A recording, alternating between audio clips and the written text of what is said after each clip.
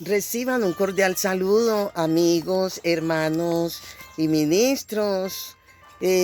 Vamos a estar tratando un tema que tiene que ver con el conocimiento de la persona del Espíritu Santo, donde la Biblia lo tiene en cuenta dentro de la teología, es lo que se denomina neumatología, que vuelvo a repetir, es el conocimiento de la persona del Espíritu Santo. Y para esto haremos una introducción.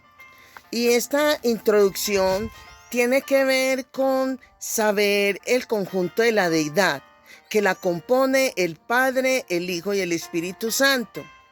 Antes de que saliera en escena el Hijo de Dios, que es Jesucristo, el conjunto de la deidad o Trinidad lo conformaba Jehová Dios, el Verbo y el Espíritu Santo. Pero ya aquí, en este caso, tener en cuenta que cuando hablamos de Dios Padre, es Dios por nosotros.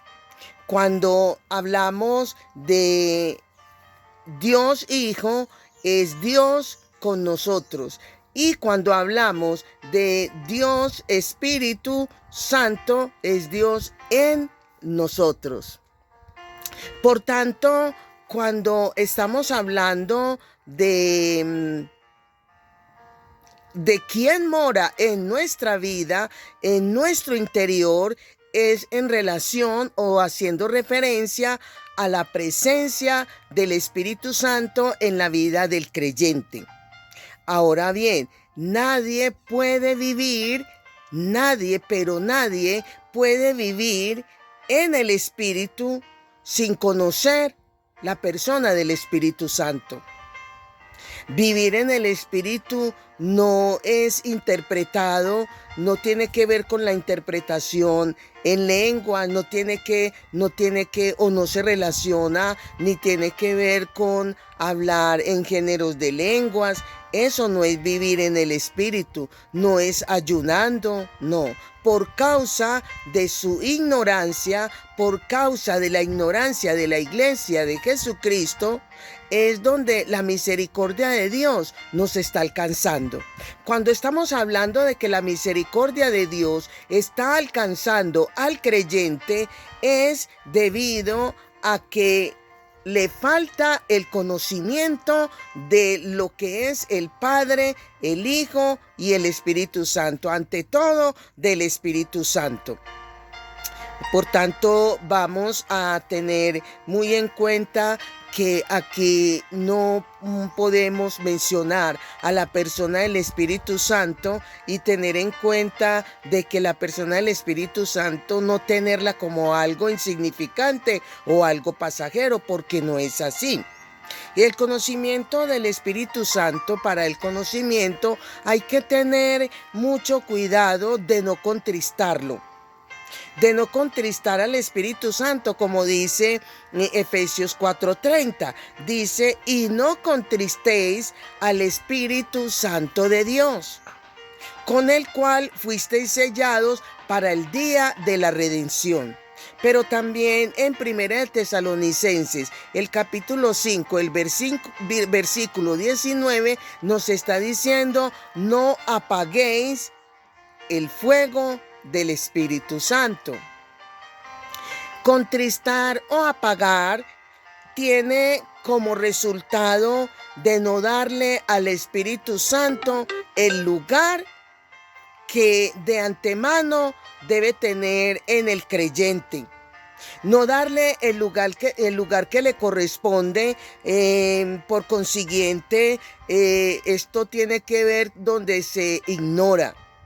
Cuando no se le da lugar al Espíritu Santo es por falta de conocimiento y aún ni siquiera tener en cuenta, y cuando se ignora y se desconoce los dones de la persona del Espíritu Santo. También dice el apóstol Pablo a los de Corinto, les dice en 1 Corintios capítulo 12, el versículo 1, le está diciendo, no quiero, hermanos, que ignoréis acerca de los dones del Espíritu Santo. Todo lo que vayamos a recibir o lo que se vaya a recibir de Dios o del Hijo es solamente y es indispensable el recibimiento del Padre y del Hijo solo a través del Espíritu Santo. Así como Cristo nos lleva y nos permite, sí, nos lleva, Cristo es el que nos lleva al Padre. De igual forma, el Espíritu Santo nos lleva al Padre y nos lleva al Hijo. La ignorancia trae como resultado cautiverio, y la ignorancia o el desconocimiento del Espíritu Santo trae destrucción. Por eso es que Oseas capítulo 4, el versículo 6, cuando dice: mi pueblo no tiene conocimiento, por eso ha sido destruido. Dios ha querido hacer muchas cosas con la iglesia de Cristo, pero que lo que lo ha detenido, sencillamente la ignorancia de esta. La ignorancia del conocimiento del Espíritu Santo. Concerniente al Espíritu Santo, si hay ignorancia, allí viene el estancamiento, donde Dios no puede hacer absolutamente nada. El conocimiento de la verdad, amigos, hermanos y ministro, es un arma que el creyente tiene en contra de Satanás.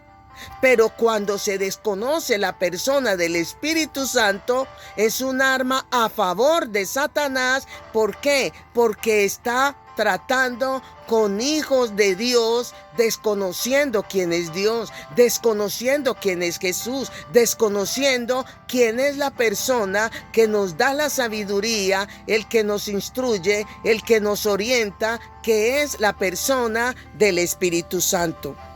Por eso es que también hay que tener presente que sin la verdad, nadie sin la verdad en cuanto a la palabra de Dios y sin la verdad en cuanto al Espíritu Santo, absolutamente nadie puede avanzar.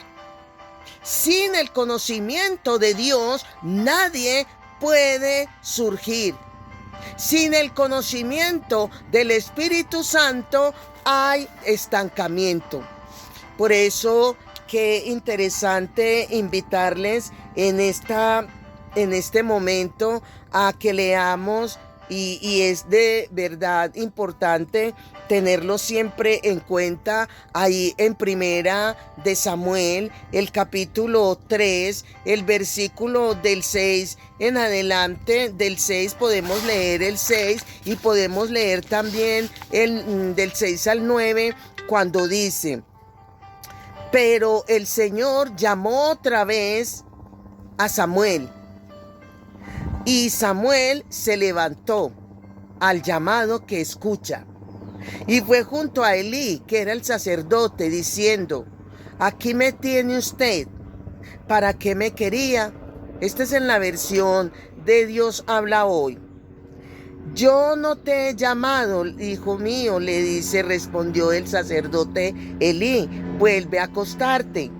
Samuel no conocía al Señor todavía, pues él aún no le había manifestado nada. Pero por tercera vez llamó el Señor a Samuel, y éste se levantó y fue a decirle a Elí: aquí me tienes, ¿para qué me quería?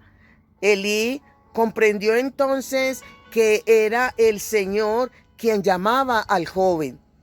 Dijo ve, acuéstate.